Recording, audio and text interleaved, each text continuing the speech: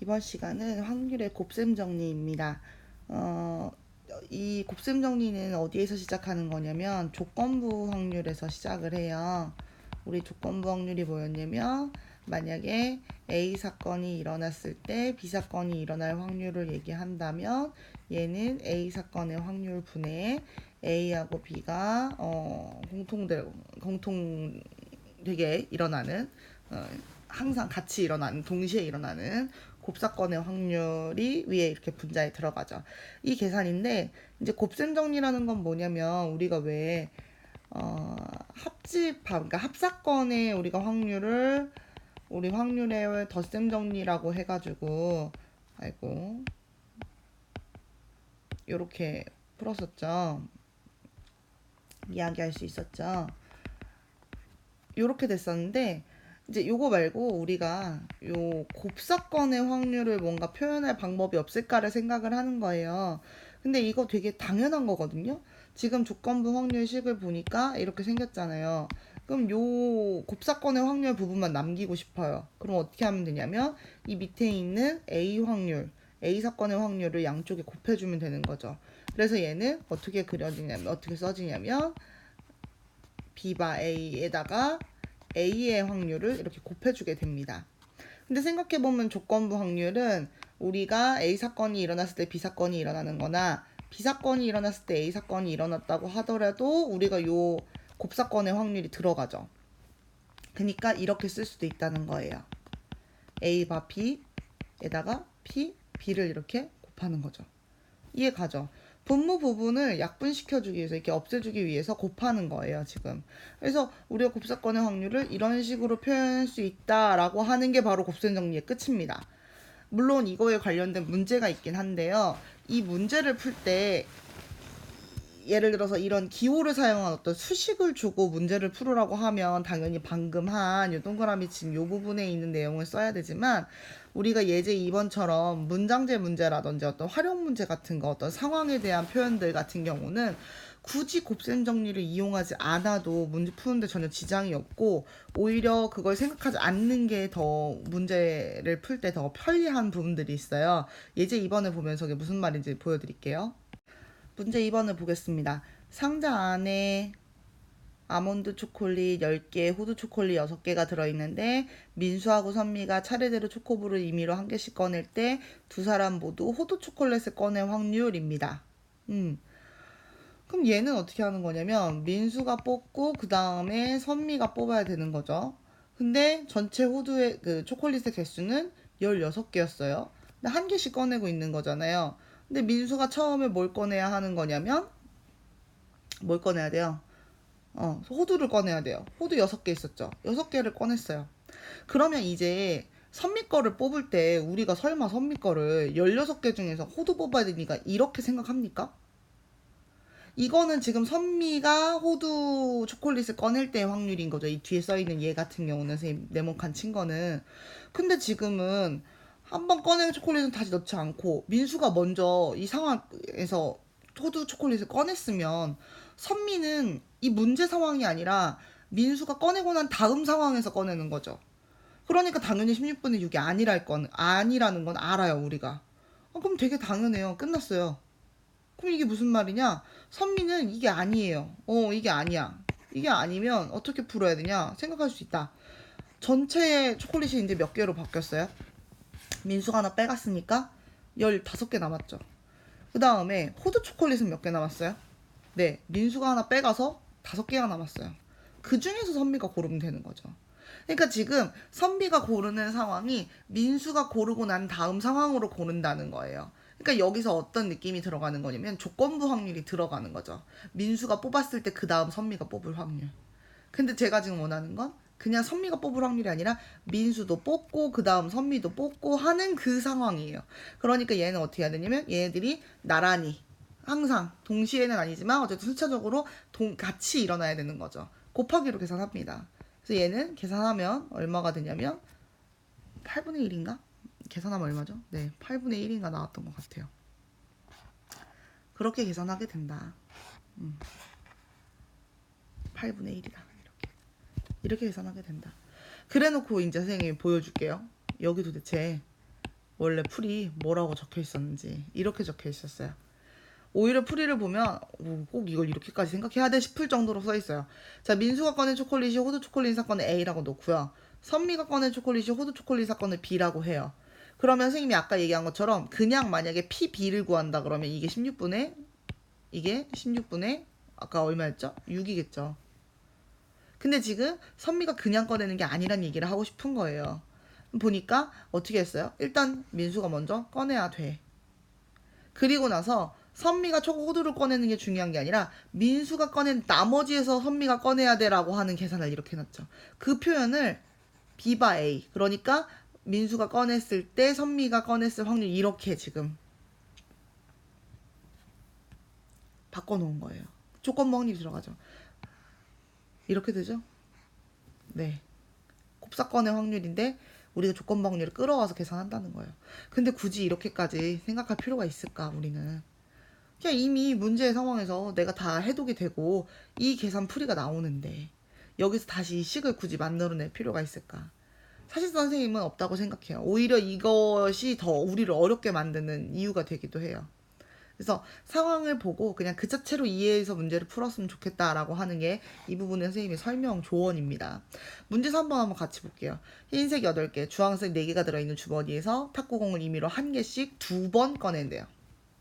근데 원하는 상황이 있어요. 뭐냐면 흰색 탁구공 뽑고 주황색 탁구공으로 뽑아야 돼요. 그럼 되게 당연해요. 전체 12개예요. 처음에 흰색을 뽑아야 돼요. 8개 중에서 뽑겠죠. 이건 되게 당연해요. 흰색 탁구공을 뽑을 확률. 근데 그 다음에 주황색 탁구공을 뽑든 그 상황에서 생각을 해보자는 거예요. 꺼낸 공은 다시 넣지 않는다고 했잖아요. 그러면 전체 공이 몇 개가 되는 거죠? 11개가 되는 거죠. 주황색 탁구공 몇 개가 돼요? 설마 주황색 탁구공 3개가 됩니까? 아니죠. 아까 앞에서 뽑은 거는 주황색이 아니라 흰색이었잖아요. 그러니까 주황색은 여기서는 그 개수가 차이가 나지 않는 거예요. 그냥 4죠. 얘를 곱해주시면 됩니다. 어떻게 돼요? 33분의 8인 것 같네요. 이렇게 계산이 되더라. 사실 여기까지도 우리가 할 만한데 이제 그 다음 까다롭다고 느끼는 문제가 바로 예제 3번에 있는 거예요. 같이 한번 해볼게요. 자, 예제 3번. 이 문제가 아마 이 강의를 만약에 굳이 찾아서 듣는다면 이런 문제 때문에 들을 확률이 높은 거죠. 자, 볼게요. 상황이 이렇게 있고요. 1번, 2번 문제가 나눠져 있는데요. 실제로 선생님이 문제를 낸다 그러면 이렇게 단계별로 내는 게 아니라 그냥 2번 문제를 내는 거예요. 문제 쭉 주고 택한 부품이 불량품일 때 그 부품이 A 공장에서 생산되었을 확률을 구하세요 라고 얘기하는 것과 같습니다. 그러면 이거 우리 잘할 수 있어요. 한번 볼게요. 조건부 확률이잖아요. 택한 부품이 불량품일 때, 그러니까 얘는 불량을 뽑았을 때 그게 A 공장에서 생산됐을 확률을 구하는 거예요. 조건부 확률 때도 선생님 설명했죠. 이걸 오히려 직관적으로 이렇게 표현하는 게 더 나을 때도 있다. 그럼 우리는 이걸 계산을 할 줄 알아요. 어떻게 해요? 얘는 불량일 확률 분의, 여기에 뭐가 들어갑니까? 불량이면서 순서를 바꿨네요. 원래대로 바꿔줄게요. 문제대로. 우리는 A 공장에서 나온 거면서 불량이었을 확률을 구하는 게 돼요. 자, 그리고 문제의 상황을 좀 더 정리할게요. 자, 납품받는 양이요. A 공장이 있고 B 공장이 있으면 여기서 40% 받아오고요. 여기서 60% 받아온대요. 그리고 불량이 나는데 불량의 비율은요. 1% 나오고 2% 나오는데 잘 보면 생산된 부품의 불량률이에요. 그러니까 이 공장에서의 1%고 이 비공장에서의 2%예요. 전체에서 1%, 2%가 아니라. 자, 그러면 이렇게 된대요. 생각합시다. 불량일 확률을 구해요. 근데 불량이 그냥 지금은 A에서 불량, B에서 불량이 아니잖아요. 그냥 불량이 일어날 확률이죠. 그럼 불량은 여기 공장에서 갖고 온 거에서도 불량이 나기도 하고 이 B 공장에서도 불량이 나오기도 하죠. 그 계산을 해주는 거예요. 그러니까 얘는 불량인데 불량 종류가 2개인 거지. A 공장 불량이 하나 있는 거고 B 공장 불량이 있는 거죠. 그래서 A 공장 불량하고 B 공장 불량하고 이렇게 계산 더 해줘야 되는 거예요. 그리고 위에는 누가 들어가요? A 공장 불량이 들어가는 거죠. 이해 가죠? 그러면 선생님 A 공장에서 불량을 어떻게 찾아요? 자, 이 생각하려고 잠깐 선생님이 끌어가지고 저쪽 왼쪽에서 한번 다른 이야기를 해볼게요. 선생님이 이 왼쪽으로 끌어와서 뭘 하고 싶냐면요. 이게 지금 퍼센트로 적혀 있잖아요. 혹시 이게 잘 이해가 안 가는 친구를 위해서 선생님이 한번 예를 들어보려고 해요. 전체 지금 이 생산된 부품의 개수를 선생님이 만약에 1000개짜리라고 한번 해봐요. 1000개. 그러면 A 공장에서 갖고 온 부품은 몇 개일까요? 1000개 중에 40%몇 개? 바로 계산되죠? 400개. 혹시 이거 어떻게 계산했어요? 어떻게 하는 거예요? 1000개 곱하기 40% 0.4 하는 거죠. 100분의 40. 네, 이거예요. 이걸 알면 돼요. B공장에서 그럼 몇 개 갖고 와요? 600개 갖고 오겠죠. 왜 그러겠어요? 1000개 곱하기 0.6, 60%, 100분의 60. 그러면 분량 계산해 볼게요. 분량이 지금 1%라고 했죠. 근데 이 1%는요, 1000개 중에 1%가 아니에요. 아까 A 공장에서 갖고 온 거 중에서 1%거든요. 그러니까 400개 중에서 1%란 얘기입니다. 400개 중에서 1%. 그럼 걔는 어떻게 구해요? 몇 개예요? 4개. 바로 구하더라고. 어떻게 구했어요? 400개 중에서 1%, 0.01, 100분의 1 이렇게 곱해주는 거죠. 그럼 B공장 600개 중에서 분량 2%래요. 그럼 몇 개겠어요? 6이 12, 12개 되는 거죠. 어떻게 했어요? 600개 중에서 0.02, 100분의 2 이렇게 하는 거죠. 지금 보면 우리 계산할 때 이 밑에 보니까 이렇게 곱하기로 뭔가 계산한 거 이거 있죠. 이것만 느낄 수 있으면 이제 이 문제 풀 수 있어요. 왜? 우리 이거 하려고. 지금 몇 개인지 모르잖아요. 몇 개인지 몰라도 우리가 이 퍼센트 풀 때는 똑같다는 거예요. 선생님 이게 1000개라고 했지만 1000개가 아닐 수도 있어요. 10,000개였을 수도 있고 10만 개였을 수도 있고 100만 개였을 수도 있고 2000개였을 수도 있어요. 그러니까 비율은 정확하게 몇 개인지는 알 수 없지만 그 비율이 유지가 되는 거잖아요. 그러니까 무슨 얘기냐면 A 공장에서 분량 난 걸 계산한다고 하면 A 공장이 40%니까 0.4란 말이에요. 0.4에다가 거기서 분량이 나야 돼요. 분량 아까 1% 0.01이 되는 거죠. B공장 분량은 어떻게 돼요? 네, 0.6, 60% 중에서 B공장 분량이 나야 되니까 0.02가 되는 거죠. 이렇게 A공장 분량하고 B공장 분량을 합쳐야 전체 분량이 나오는 거예요. 그러면 이제 위에 분자에 들어갈 건 A공장에서 분량인 거죠. 그러니까 뭐예요? A공장에서 분량 0.4 곱하기 0.01. 이거 이렇게 쓰면 어떤 친구가 막 의아해해요. 왜? 선생님 이거 밑에 있는데 이거 똑같은 거 여기 또 들어가도 돼요? 네, 상관없어요. 왜? 우리가 전체 분량을 따질 때 필요한 부분이었고 그 중에서 일부가 지금 분자에 올라가 있는 거기 때문에 어떻게 보면 당연한 거예요. 항상 그렇진 않습니다. 그래서 이렇게 포함이 된다. 이거 계산해 주시면 돼요. 끝났어요, 이 문제. 그럼 이 문제 이제 계산하면 어떻게 될까요? 뭐 모든 항에다가 1000씩을 곱해가지고 4 플러스 12개 플러스 뭐 4개 이렇게 하셔도 돼요. 16분의 4, 4분의 1인가요? 맞나요? 네, 이렇게 계산하셔도 됩니다. 0.25네요. 이렇게 계산해도 돼요. 근데 지금 보니까 이거 1000 곱하는 순간 이걸로 바뀌었죠. 아까 우리 개수 이거랑 똑같아요. 그러니까 만약에 이걸 정 모르겠다고 하면 예를 들어서 1000개나 10,000개, 일부러 선생님 100개는 안 했어요. 헷갈릴까봐 1000개나 10,000개 정도를 생각을 해놓고 문제를 푸셔도 틀리지 않습니다. 근데 결국 이렇게 푼다는 거예요. 근데요, 이 선생님이 해설을 가려놓고 지금 봤잖아요. 잠깐 지워볼게요. 원래 해설을 잠깐 보여주면 원래 해설이 지워봐. 어디 갔어? 여기 있다. 이렇게 생겼어요. 지금 여기 해설 보여요?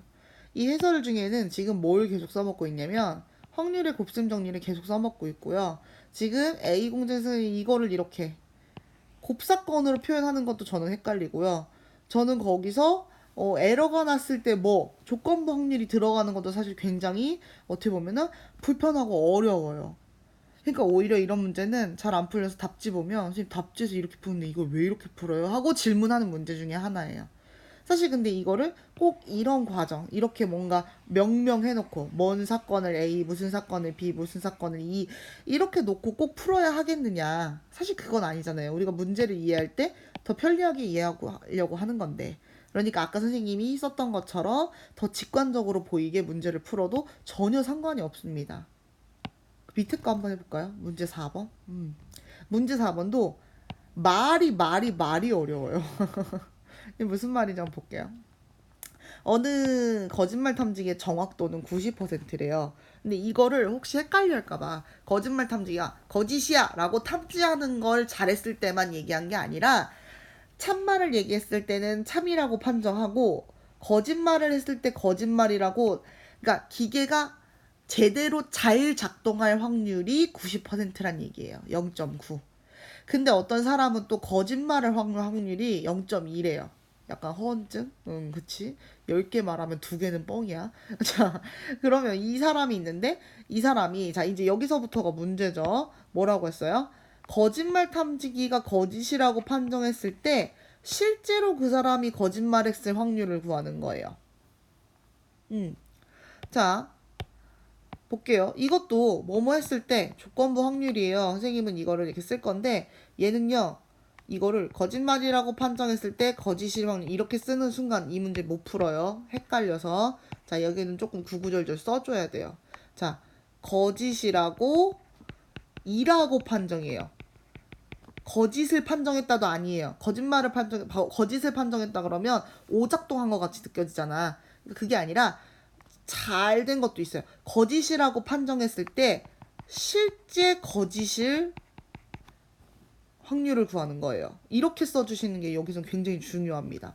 그럼 얘는 어떻게 되는 거냐면 거짓이라고 판정할 확률 분의 실제 거짓말을 거짓이라고 판정하는 요 확률이 들어가는 거죠. 이렇게 곱사건이 들어가는 거죠. 곱사건의 확률이. 그러면 여기서 또 생각해야 돼요. 거짓이라고 판정하는 게 도대체 뭐야? 그러니까 이게 뭐냐면 선생님이 무슨 말을 했을 때 이 기계가 거짓입니다, 참입니다 이걸 얘기해 주는데 거짓입니다를 얘기했을 거예요. 근데 잘 보세요. 기계는 계속 거짓말이라고 하는데 그 전에 선생님이 지금 뭔가 말을 해야 되죠. 예를 들어서 은지쌤은 여자다 라고 했어요. 그러면 이거는 참이죠. 근데 이걸 듣고도 이 기계가 거짓입니다 했을 수 있는 거예요. 또 어떤 것도 있어요. 은지쌤은 남자다 그랬는데 이 기계가 거짓입니다 했을 수도 있는 거예요. 그러니까 이 기계는 제대로 작동해서 거짓이라고 말했을 수도 있고 잘못 말해서 거짓이라고 얘기했을 수도 있어요. 오작동해서. 기계가 삑 난 거지. 그래서 여기 이 분모에 뭐가 들어가야 되냐면 참말을 말했는데 거짓이라고 판정이라 해준 경우하고 남자입니다 거짓이라고 말을 했는데 거짓입니다 라고 얘기한 요게 같이 들어가야 되는 거예요. 그러니까 무슨 얘기냐면 이 참말을 하고 기계가 거짓말을 하고 기계가 거짓이라고 판정할 두 확률이 같이 들어가야 되는 겁니다. 더해져서 들어가야 돼요. 그럼 문제부터 볼게요. 참말을 해야 되죠. 선생님 문제에서요 참말을 할 확률은 알려주지 않았습니다 라고 하시면 안 돼요. 왜? 거짓말을 할 확률이 0.2라면 이 사람은 참말을 할 확률은 0.8이 되는 거죠. 이렇게 되는 거죠. 그래서 얘는 맨 처음에 뭐가 들어가야 돼요? 참말을 해야 되니까 0.8이 들어가고 그 상태에서 기계가 거짓말입니다 라를 말했는데 보세요. 참말을 했는데 거짓말이라고 말하면 이 기계가 제대로 작동한 게 아니죠. 삥난 거죠. 삥났을 확률을 찾는 거예요. 탐지기가 제대로 작동한 게 탐지기 기준 제대로 작동을 했을 때 0.9예요. 그리고 오류가 났을 때가 0.1인 거죠. 그러니까 여긴 지금 오류가 나야 된다는 얘기입니다. 이렇게. 이번에는 거짓말을 말해요. 거짓말 말하는 거 저기 써놨죠. 0.2. 그때 기계가 거짓이라고 얘기하는데 기계가 거짓이라고 얘기해서 틀렸다는 게 아니잖아요. 기계는 지금 잘하고 있어요. 제대로 작동했어요. 그러니까 뭐예요? 0.9가 들어가야 되는 거예요. 그리고 위에는 뭐예요? 실제 거짓말을 했는데 거짓이라고 판정. 그러니까 기계가 제대로 작동한 거죠. 사실은 요게 그대로 들어가는 거죠. 0.2 곱하기 0.9가 들어갑니다. 모든 항에다가 100을 곱했다고 생각하거나 실제 계산을 하셔도 상관없어요. 8, 298, 그 다음에 298 이렇게 되네요. 그래서 얘는 26분의 18. 그래서 이 계산이 어떻게 됩니까? 298, 13분의 13분의 9입니까? 답을 한번 볼까요? 13분의 9 어디 갔어? 네, 맞죠. 이렇게 푸셔야 돼요. 조건부 확률을 막 표현해서 푸는 문제예요. 이거 답지 나중에 가서 한번 보시면, 이 답지가 없던가? 이게 아마 뭐 해설이나 그런 걸 잠깐 보시면 아시겠지만 되게 정말 난감하게 써놨어요. 거기다가 막 여사건의 확률까지 해가지고 막 1 마이너스 막 여사건 나오고 막 더 복잡해요. 선생님 말로 한 게 더 편한 거죠. 이 문제 이렇게 풀 거예요. 이 뒤에 가서 중단원 마무리를 가시면 대단원인가요? 비슷한 문제가 하나 더 나오기도 해요. 그래서 우리는 그런 식으로 문제를 풀 수 있다. 이 조건부 확률 베이지의 정리라고 해서 이 사람에 의해서 이런 주어진 확률로 새로운 확률을 계산하는 이런 공식이 발견됐다라고 하면서 베이지 정리 나오고요. 제가 알기로 베이지 정리가 과학 시간에도 나올 거예요. 그래서 이렇게 한번 읽어보시면서 조건부 확률 이런 의미가 있군, 이렇게 쓸모가 있군이라고 느끼시면 되겠습니다. 오늘 중요한 거 조건부 확률을 이용해서 우리가 어떤 확률의 계산을 할 수 있다예요. 거기에 쓰이는 게 곱셈 정리고, 곱셈 정리는 아까 위에서 한 것처럼 이 식으로 나오는 문제도 분명히 있기 때문에 기억을 하셔야 하고, 밑에처럼 이런 활용 문제가 나오면 이거를 이대로 또 풀 줄 아셔야 하는 겁니다. 여기 중요해요. 그리고 여러분들이 제일 어렵다고 느끼는 부분 중에 하나니까 꼭 꼼꼼하게 한번 연습해 보셨으면 좋겠네요.